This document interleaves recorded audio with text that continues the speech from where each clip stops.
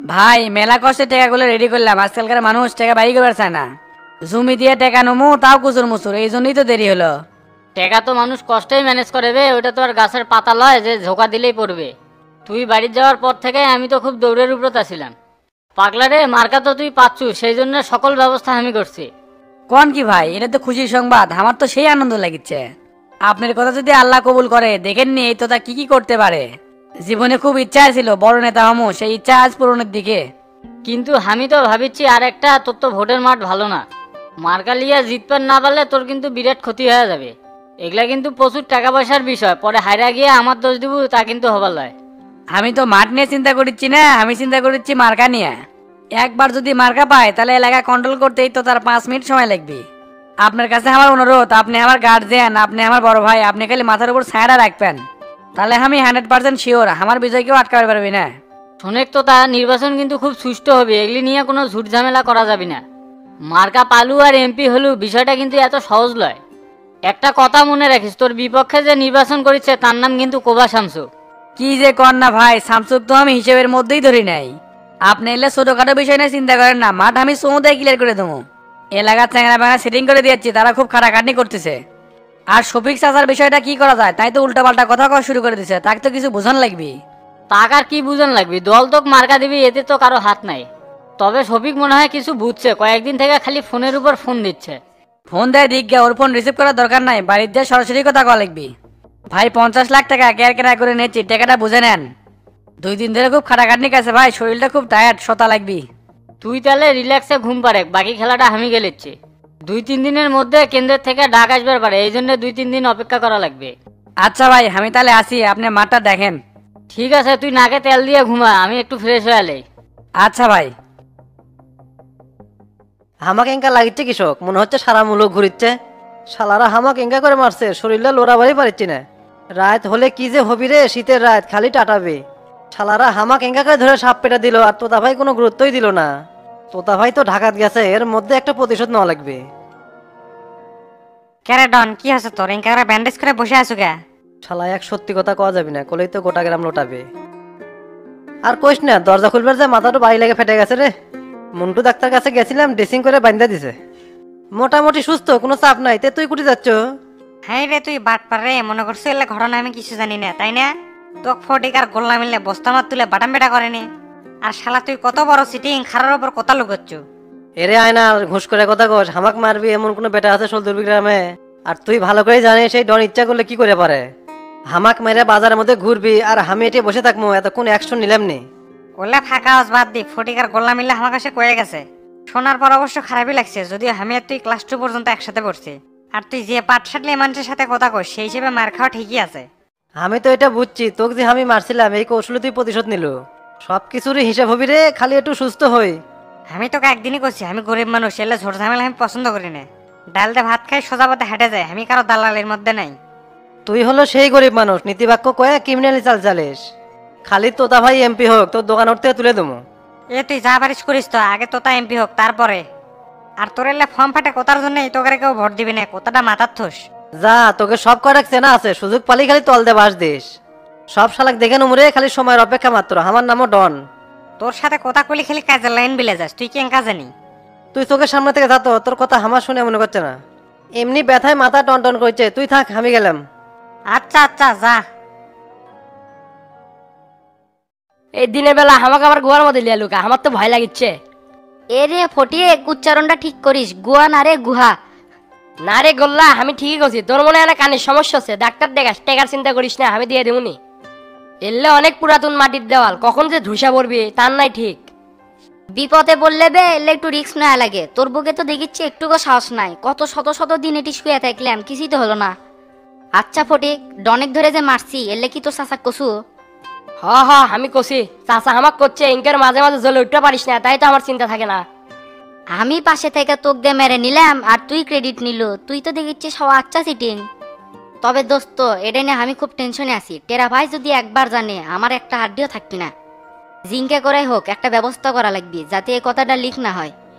তুই যখন এতই ভয় করিচ্ছু, চ ডনের হাত পা ধরে ক্ষমা চাই, তাই তো মিটে গেল, আর বিচার হবি না। দেশ সবাই, তোর মাথা তো দেখিচ্ছি এক ফোঁটা মাল নাই। ইনকে ভদাই হলে কি দুনিয়াত বেঁচে থাকা যাবে? আমরা সামজু ভাইয়ের লোক, যার তার সামনে মাথা নত করি না।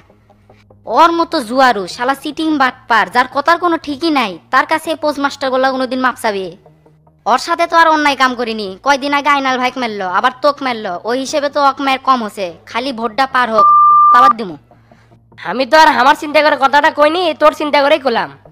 আমার তো এখন আবার সাহস বেড়ে গেছে, তুই যদি এখন অর্ডার দেস অক যে আবার মেরে থুই আসবো। বাপ রে বাপ, দেখিচ্ছি সামান্য ডনেক মেরা মাজা ভাঙ্গা ফটিকে সাহস বেড়ে গেছে। শোন, তোর অনেক কিছু শেখা বাকি আছে, তোকে আগে পোজ মারা শিখামু, পাইলে একটা মরা মুরগি আসিস, ওর উপরে পোজ মেরা শিখে দেবো তোকে। এখন থেকে যদি তুই আমার সাথে থাকিস, কোনো বাপের বেটা নাই যে তোর গায়ে হাত তুলবি বা ফুলের টাকা দিবি। আর তোর শরীরে যতগুলা ফেফড়ে আছে সব কলজেত পরিণত হয়ে যাবি। আর শোন, জীবনে তাগরের সাথে চলাফেরা করবো যারা তোর সব বিপদে পাশে থাকবি। তুই তো কথাগুলো ঠিকই করছু রে, সেই জন্য তোর কথাগুলো মাঝে মাঝে শুনি। কিন্তু শফিক চাচা খুব ভালো মানুষ, তার জন্য আমার এনা কষ্ট হয়। ধরবে তোর চাচা এনা সিটিং আছে, তোর সামনে প্রকাশ করে না দেখে তুই বুঝতে পারিস না। তলে তলে দেখ গা, ঠিকই মার্কার জন্য লাইন গার্ড করিচ্ছে, আর উপরে ভালো হওয়ার ভাব দেখাচ্ছে। চাচা যদি এমপি হলো নি তাহলে তো ভালোই হলো নি রে, আমাকে চাচা কয়া ছিল আমি যদি এমপি হয়ে পারি তাহলে আমরা ইউনিয়নে তোকে মেম্বার বানিয়ে দেবো। তোর চাচা এমপি হইবে, তোর চাচার দূর যে কত দূর সেটা আমরা ভালো করেই জানি। তার চেয়ে শামসু ভাইয়ের দলে চলাই, শামসু ভাই যদি এমপি হয় তাহলে তোকে একটা পদ দেবো, কথা দিলাম। আচ্ছা বন্ধু, মেলাক্ষণ ধরে একটা কথা বলে চাচ্ছিলাম তো, কিন্তু তুই বন্ধু মন খারাপ করবো না দেখে করলাম না, কিন্তু এখন তো সহ্য করে পারিচ্ছি না, তোর মুজার থেকে যে গন্ধ বাড়াচ্ছে রে। তোর মুখের থেকে আমার মুজা ভালো আছে, তোর মুখের থেকে যে গন্ধ বাড়াচ্ছে, আগে কুলি করায় তারপর কথা ঘোষ। এ ফটিক, তোকে আমি ভালো করে করলাম আর তুই এই কথাটা সাজলো, কখন যে তোকে পোজ মেরে দিবো, মাথা কিন্তু গরম আছে। সেটা পরে দেখমুনি, আমার সেই ভয় লাগিচ্ছে এলেবেন কখন ভেঙে পড়ে, আগে এর থেকে বাড়াই। তে চল, তোর সাহস একটু বুকে সাহসও নাই, আমার সাথে থাকিস সাহস বাড়বিনি। সেটা পরে দেখমুনি, এখন চলে কায়নালের দোকানে যে চা খাই। ধরবে এতদিন আমার সাথে থেকে এই বুঝলো আমি চা খাই, আমি কফি খাই, কফির সাথে ব্যঞ্জন। আচ্ছা চলে, আমি তো আর বিড়ি চিড়ি খাই না, চ তো কফি আর ব্যঞ্জন খিলামনি, আর আমি চা খামনি। কি ব্যবস্থা আছে, হঠাৎ আমার বাড়ি তামকা করেছেন কে? বাবা গো, আমার সর্বনাশ হয়ে গেছে, তোমার চাচা মনে হয় আর বাঁচবি না। কাল থেকে কিছুই খাচ্ছে না, খালি উপর দিকে তাকে আছে। কি করছেন আল্লাহ? কিছুদিন আগেই তো চাচাক ভালো দেখলাম, হঠাৎ করে কি হলো? আর এইরকম রোগী বাড়ি দেখছেন কৃষক, হাসপাতালে ভর্তি করে দেওয়ার পারনে, যে কোনো সময় তো একটা দুর্ঘটনা ঘটতে পারে। হাসপাতালে তো নিয়ে গেছনো বাবা, কিন্তু ডাক্তার কলো এই রোগের চিকিৎসা করতে মেলা টাকা লাগবি। তোমার চাচার লিভার জন্ডিস হচ্ছে, এই রোগ হলে মানুষ বেশি দিন বাঁচে না। ডাক্তার কলো বাড়িতে নিয়ে যায় ভালো মন্দ খিলেন, আল্লাহ যে কয়দিন হায়াত রাখছে সেই কয়দিন বাঁচবি। তাই বলে চিকিৎসার অভাবে বাড়িতে একটা মানুষ ধুকে ধুকে মরবে, সেটা তো মানে লওয়া যায় না। আমার কাছে এত টাকা পয়সা নাই, অভাবের সংসার, নুন আনতে পান্তা ফুরাই। দুটা সোল আসছিল, বিয়ে করার পর থেকে আমাকে আর কোনো খোঁজ খবর লাই না। চাষি টেকালে আপনার কোনো টেনশন করা লাগবে না, আজ থেকে চাচার চিকিৎসা সব দায়িত্ব আমার। চাচার জন্য আজকে ছোটবেলার কথা খুব মনে হচ্ছে। আমি যখন ছোট আছিলাম আমাকে গ্রামের পাশে টেকা নিয়ে মেলা হচ্ছিল, তখন গ্রামের প্রত্যেকটা ছোলবল তার বাপ চাচার সাথে মেলার যাচ্ছিল আর হাসি আনন্দ উল্লাস করতেছিল। আমি সেই কান্নাকাটি করেছি, কিন্তু আমার মেলার নিয়ে যাওয়ার মতো কেউ ছিল না, কারণ আমি ছোটবেলা থেকে ইতিম। আমি তো মাটির ঘোরাঘুরি করেছি, তখন চাচা এসে আমার পিঠ ঝাড়ে দিয়ে করছে মেলার যাওয়ার জন্য ইঙ্গে কান্নাকাটি করা লাগে, চল বেটা আমার সাথে। তারপর কান্দত করে আমার মেলার লেগেছে, সারা মেলা ঘুরে আবার কান্দত করে বাড়ি যাচ্ছে। সেই দিনের কথা আজও ভুলবার পাই না চাষি, চাচার এই ঋণ কোনোদিন শোধ করে পাব না। আজকে সেই মুন্সি চাচা অসুস্থ, টেকার অভাবে তার চিকিৎসা হবে না, এটা তো আমি মেনে লিবার পাব না। তোমার কথা মেলাবার কষে শামসুর কাছে যাও, তাই একটা ব্যবস্থা করবেই, কিন্তু আসমু আসমু করে আশাই হয়নি। তোমার চাচার জব বন্ধ হয়ে গেছে, খালি তাকে থাকে কথা কবার পায় না। চাষি আপনি তাহলে বাড়ি বেলা যান, আমি এখনই আসতেছি। আচ্ছা বাবা, আসো। টেরা, টেরা কোনটি গেল, এদিকে না আয় তো। ওস্তাদ কন কি করবেন, কিছু হচ্ছে নাকি? উত্তরপাড়ার মুন্সি চাচা খুব অসুস্থ, তাকে দেখবার যাওয়া লাগবে। আমিও তো কালকে তাই শুনলাম, লোকটা খুব ভালো মানুষ।